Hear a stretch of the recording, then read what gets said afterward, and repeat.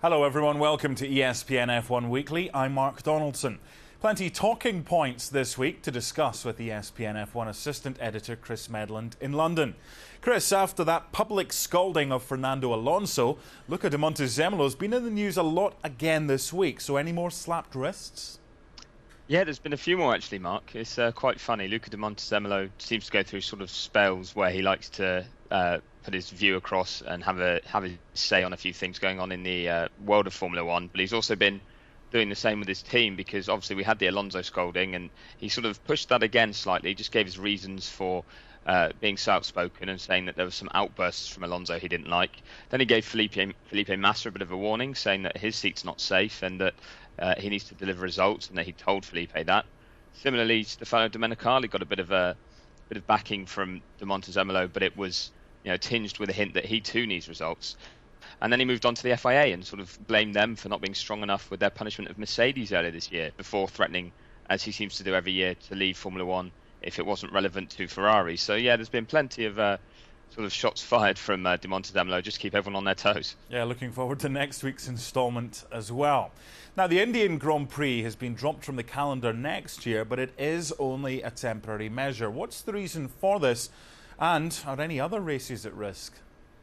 Well, firstly, the reasons given were logistics, because the races at the end of 2013 and moving it to the start of 2014 would have meant two very close together at the circuit, and that might have been hard to do. But it's not impossible by any means, and it seems to be more stemming from a bit of a tax issue, where the Indian government want more share from Formula One's revenues than any other races ask for or want. And they just don't quite seem to have picked up how the sport works yet, and that's causing a few issues. So it's almost like a warning from Bernie Ecclestone that yes, India's a big growth market, and yes, that they want the race there, but it's not indispensable. They can get rid of it if they really want to, because there's so many other options.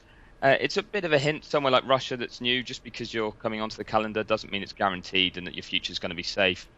New Jersey, we still haven't seen happen yet, but that could happen. But it's basically warning the new races to get their acts together, and the established ones that they're never safe. Well, seeing you back in London, Chris, must mean one thing, the mid-season break. So what happens in this extended gap between races?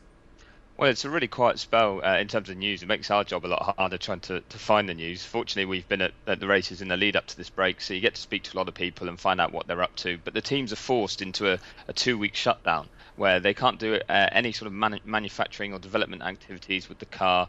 There's lots of areas of the teams that are fully shut down. Marketing isn't as such, so there are other things going on, and drivers still might make the odd appearance, but it's a good opportunity for drivers and team members to get away, have a bit of a holiday in what's a very full-on season. So quite a few of them do get away some time to themselves, and then they're not hanging around to speak to the press, and we have to work a bit harder to find our stories. But it's a break that everyone needs, because obviously with 19 races so condensed, and we've still got 9 to go before the end of the season in November, so it's going to be very full-on once we go racing again in Spa. My heart bleeds for you, Chris. Thank you. All the latest F1 news, views and analysis, as always, right here on ESPNF1.com. And check out our app on your tablet or smartphone for the latest race updates. Bye for now.